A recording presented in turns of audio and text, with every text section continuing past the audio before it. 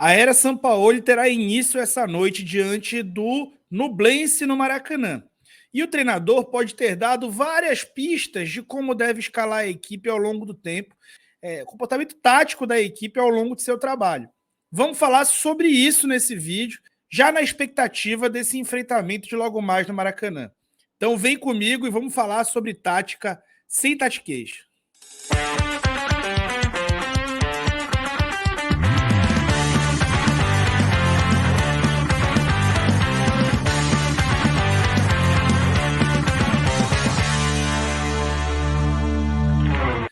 Não esquece de deixar o like. Eu queria te convidar para se tornar membro do canal. Membros do canal do Falso 9 pagam a partir de R$ 5 por mês, que é um valor bastante razoável e simbólico. Aí pode ser mais, se você quiser contribuir com mais. Mas membros do canal do Falso 9 têm acesso ao Telegram do canal. No Telegram do canal, eu faço comentários táticos de todas as partidas do Flamengo. Você pode receber, se você se tornar membro do canal, os meus comentários ao vivo em áudio, via Telegram, durante todas as partidas do Flamengo, inclusive a de logo mais.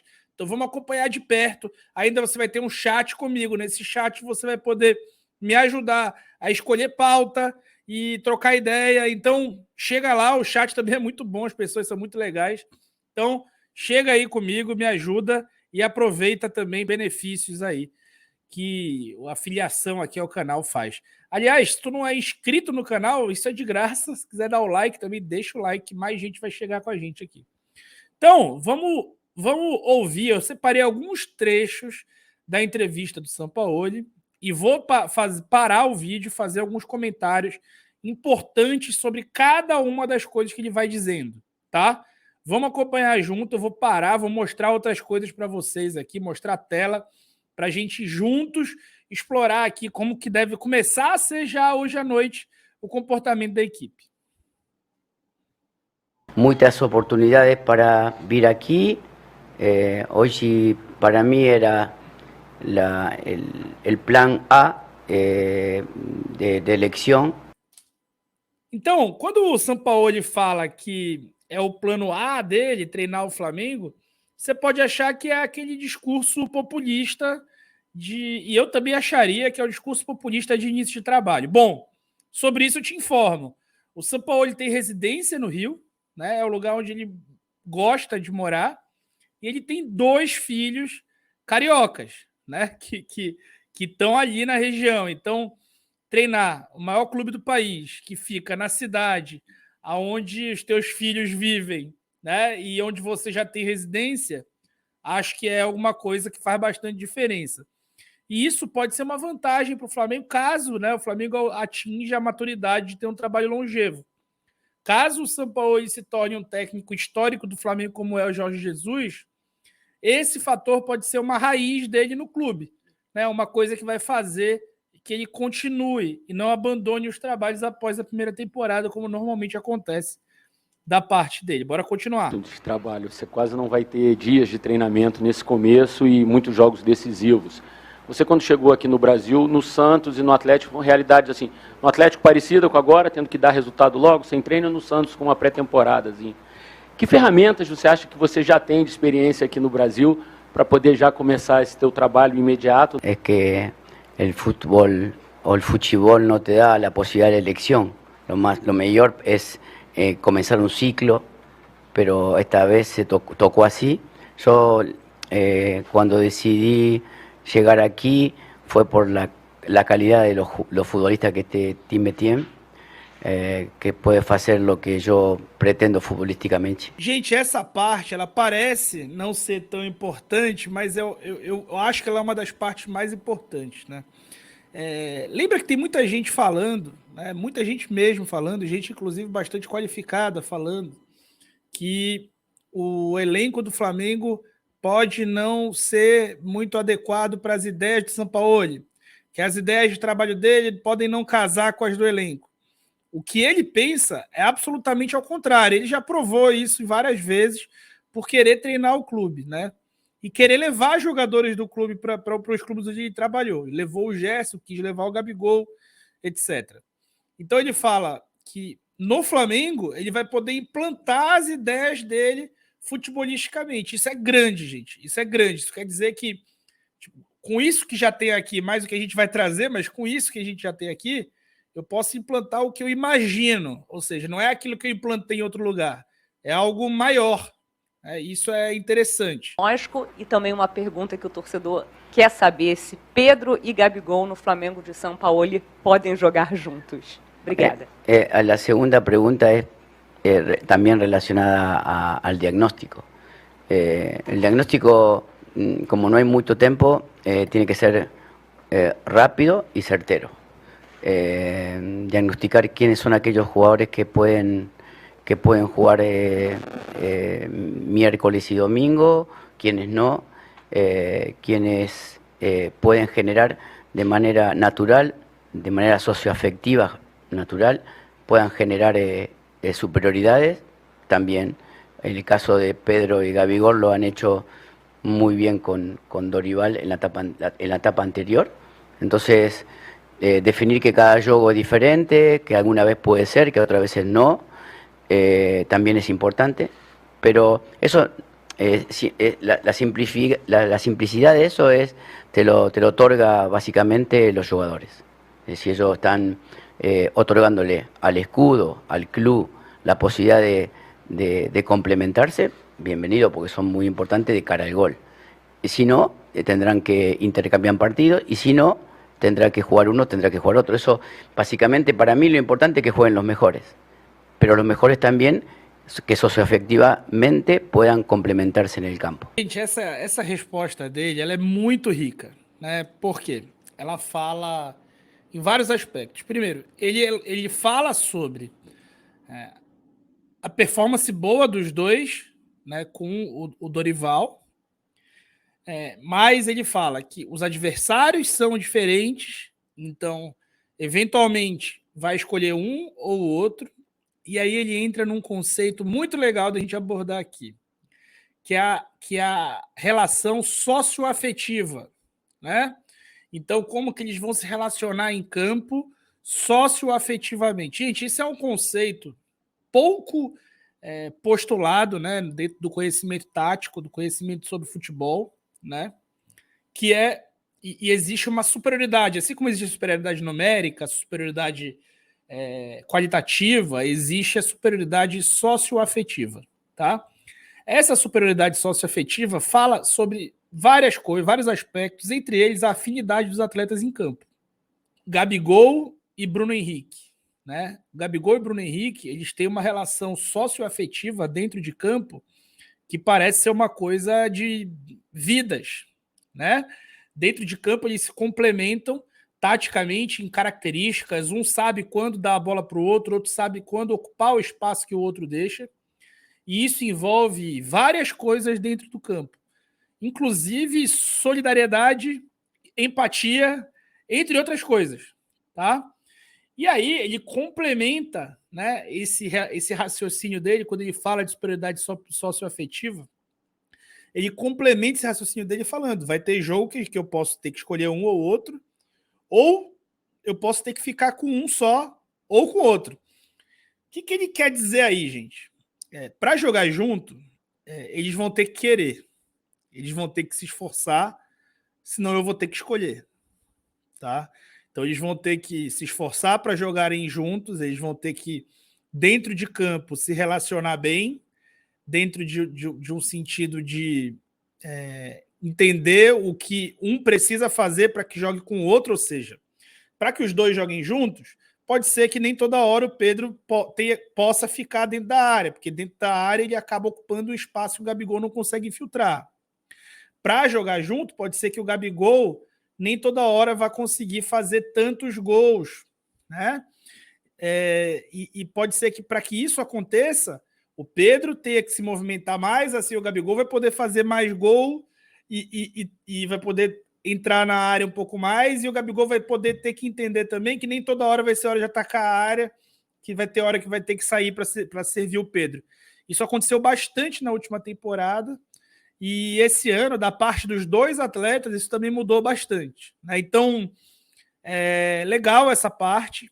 E aí, com relação a isso, entra um terceiro cara, que é o Bruno Henrique, e onde a relação socioafetiva dele com o Gabigol dentro do campo é um negócio absurdo. ¿Qué táctico se imagina con los jugadores que tiene? Lo primero que piensa y la segunda. Sistemáticamente el sistema está por debajo de la cultura futbolística.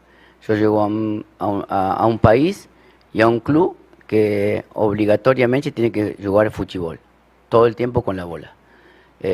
Si no puedo hacer respetar eso, seguramente fracasaré. Esse pedaço é um dos pedaços mais bonitos da coletiva, né? Onde ele fala que o sistema está debaixo da cultura, né, de um clube. E a gente falou bastante de cultura de clube e ao longo dos últimos meses aqui no canal, né? Inclusive eu abordei essa questão de cultural do clube quando eu falei que o Flamengo deveria ter mantido o Dorival por uma questão cultural, de que dificilmente conseguiria manter. Enfim, a cultura do clube sob vários aspectos. O Sampaoli aproveita para abordar a cultura do clube dentro de campo, né? E aí ele fala, o time precisa jogar futebol, né? O time precisa jogar com a bola o tempo inteiro. Isso faz parte da cultura do clube e é isso que a gente vai fazer, né? Então, isso entra como um dos conceitos de jogo do Sampaoli. Quando a gente fala conceito de jogo, muita gente fala, ele é posicional, ele faz jogo de posição. Ele faz jogo de posição, assim como vários outros técnicos, inclusive técnico campeão brasileiro pelo Flamengo fez no clube. E ao utilizar esse conceito, ele é só um dos conceitos. Existem vários outros conceitos do jogo.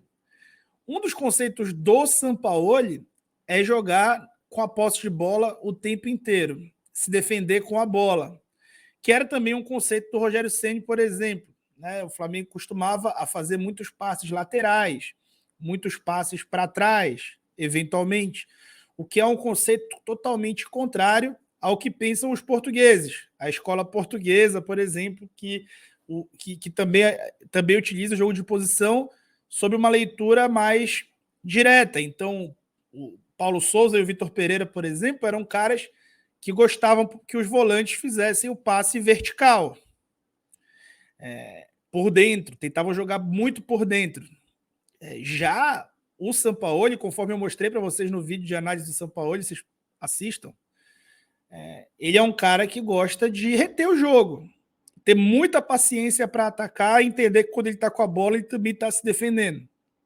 Então, é interessante você entender isso aí através do jogo do Sampaoli. Um elenco com condições de brigar pelos 3 títulos, as 3 competições que tem pela frente, Brasileiro, Libertadores e Copa do Brasil. Ano passado, acabaram priorizando, né, as competições de mata-mata, como Libertadores e Copa do Brasil. Você enxerga que é preciso priorizar alguma dessas competições ou pode colocar força máxima nessas 3, com o Flamengo com chances, e esse elenco é suficiente para tentar o título dessas 3 competições? Yo pienso que hoy sí, volviendo al diagnóstico, obviamente que Otimi no está bien, por eso yo estoy aquí, si no estaría otro entrenador. Por mi característica, no pienso priorizar nada, yo pienso que cada partido y cada competencia intentaremos poner lo mejor que tengamos para poder intentar ganar, sin más allá de la importancia que tenga cada situación. Para mí lo más importante es esto, el escudo y la camiseta, y cada vez que se representa un amistoso, una final o cualquier partido, Flamengo tendrá lo mejor que yo piense que sea lo mejor. Aqui tem 2 fatores interessantes, né? Primeiro, essa situação dele rodar o time de acordo com a parte física e de acordo com o adversário. A gente vai entender ao longo do trabalho que ele vai ter poucos titulares imutáveis, tá? E isso eu até falei quando eu analisei nos 2 últimos vídeos, analisei ele. Por exemplo, no Olympique, os titulares imutáveis dele eram 4 ou 5. Basicamente 4 caras que nunca saíam, né? O goleiro, o Payet, o Gerson, a partir de uma determinada altura da temporada, o Guendouzi e o Camara. Esses caras eram titulares. Na zaga, o Luan Pérez entrava e saía, né? Entre outros jogadores. Então, ele vai tentar manter uma espinha dorsal, mas ele vai rodar muito o time. E um outro ponto que ele fala é sobre o comportamento do Flamengo quando joga. Tem que ter comportamento de Flamengo mesmo jogando amistoso. O Dorival Júnior talvez só tenha saído do Flamengo por conta das atuações que o Flamengo teve já depois das conquistas. Né? O que realmente um campeão precisa se dar ao respeito. Né? E talvez o Flamengo tenha relaxado demais e feito isso ter deixado uma péssima impressão final. E ele fala que com ele não vai ter isso. Se é um amistoso, é o Flamengo, é a camisa do Flamengo, ele mostra a camisa. Isso é muito escola Bielsa, tá? Esse respeito com a torcida, esse respeito com a instituição, isso faz parte das preleções desses caras de uma forma muito enfática, tá? Não é uma abordagem da boca para fora, tá? Tem passagens, por exemplo, do Bielsa falando sobre vestiário, falando em vestiário em intervalo de jogo, tentando entrar no detalhe sobre determinados torcedores símbolo para falar com o elenco. Então, ele é um cara que traz muito isso com ele. Gerson, porque ele viveu o melhor momento dele na Europa jogando com você, fazendo funções até diferentes das que ele já fazia aqui. Aqui ele era chamado de Coringa, acho que quando ele chegou lá, ele se tornou ainda mais Coringa, jogou de ala, de falso 9. E desde que ele voltou, talvez ele tenha tido dificuldade para se readaptar. O que você pensa para o Gerson nesse momento, já de tudo que você conhece ele, de ter trabalhado com ele lá na Europa? Yo pienso que también cada jugador es un ser humano. Y Gerson le costó adaptarse cuando llegó a Marsella, terminó siendo fundamental en aquel vicecampeonato, fundamental, jugando muy bien en cualquier posición. Después llegó otro entrenador a Marsella, ya no acreditaba mucho en Gerson. Eso hizo que él sufriera mucho esa etapa. Llegó aquí, de vuelta a Brasil, y hay un montón de readaptaciones. Pero ¿quién va a discutir la capacidad de Gerson? Imposible. Pero claro, emocionalmente él tiene que volver a su mejor versión, porque esa es la que lo hace que el elenco tenga también más chance de ganar.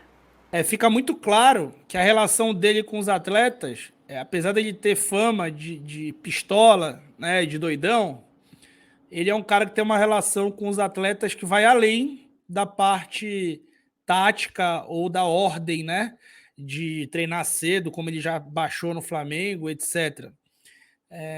Isso ele vai na parte emocional. O jogador tem que estar bem para poder jogar bem, e ele reiterando a importância que o Gerson teve no período. Sua no ano passado, em que você fala que o treinador que o treinador tem que se adaptar aos jogadores e não o contrário.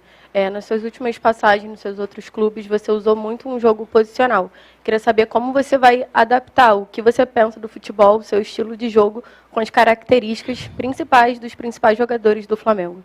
Sí, en el último tiempo nosotros jugamos de manera posicional, de manera con una estructura bien definida,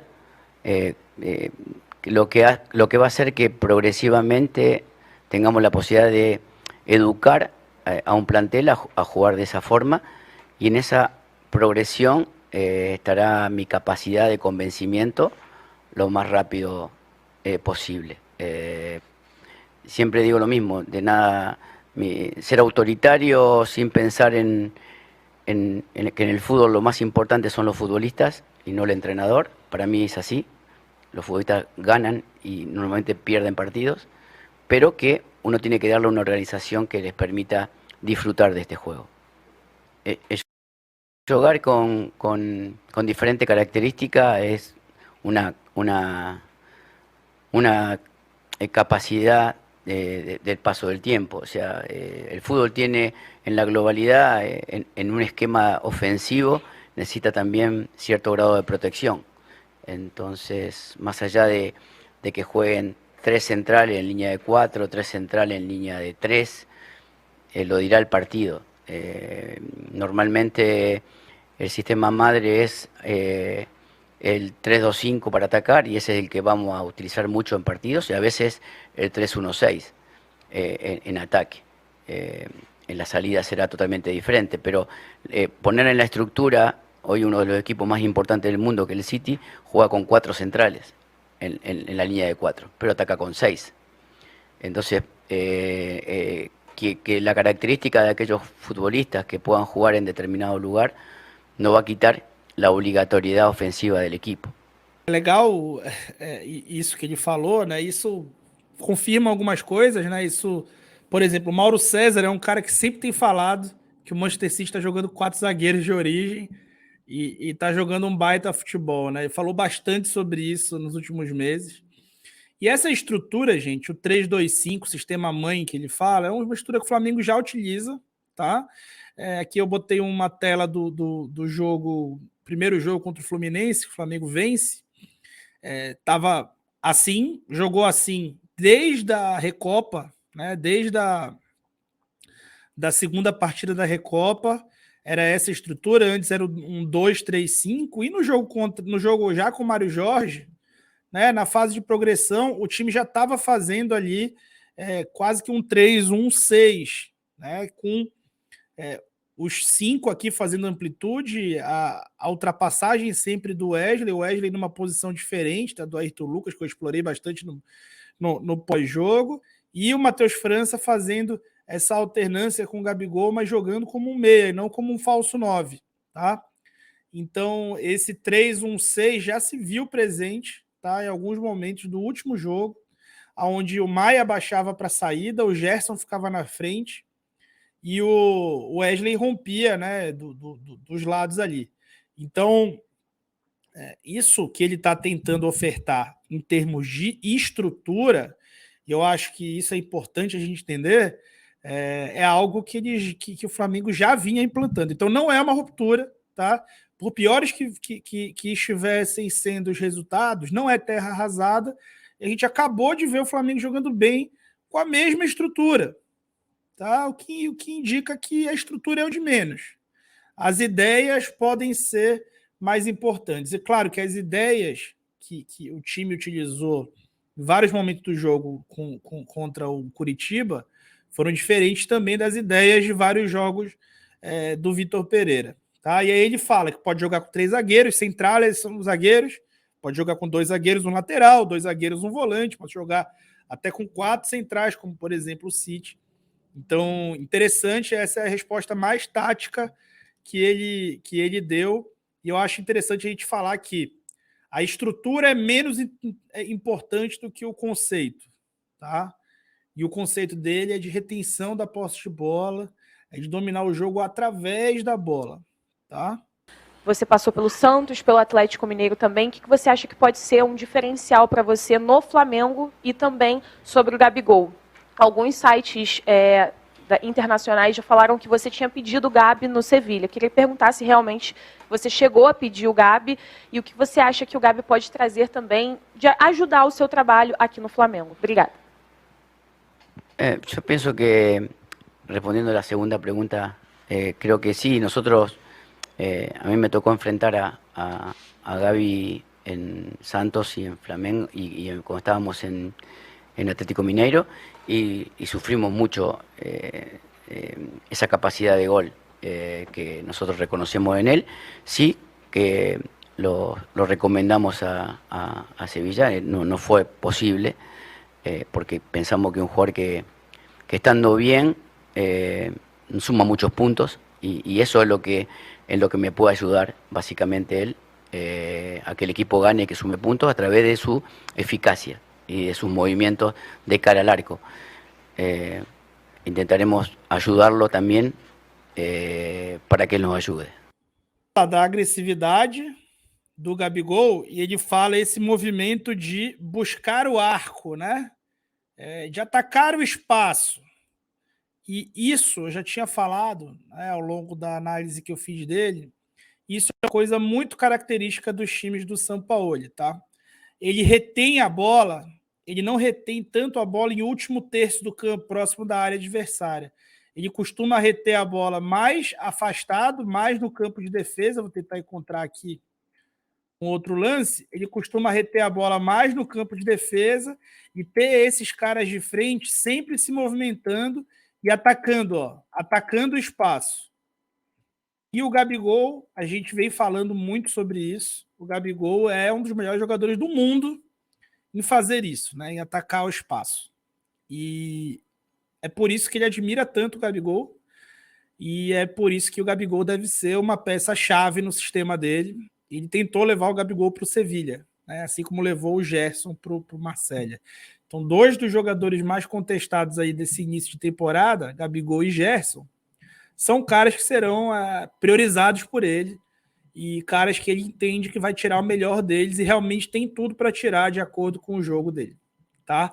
Então, mais tarde, contra o Nublense, o que você pode esperar? Você pode esperar Gabigol e Gerson em campo e você já pode começar a enxergar inícios de dinâmicas que vão mudar, né? A estrutura é muito parecida, né? A estrutura de formação dentro de campo. Você vai olhar para o campo, você vai ver as peças mais ou menos no mesmo lugar, mas ao invés daqueles passes verticais o tempo inteiro, você vai ver um time com mais retenção da bola, mais passes laterais, né? E você vai ver um time que com bola vai estar um pouco menos avançado em campo. O time que com bola vai tentar reter a bola no meio e na defesa para tentar em um passe conseguir quebrar as costas da defesa adversária. Então, esses conceitos, às vezes, eles são mais importantes do que a própria matriz de jogo dele, né?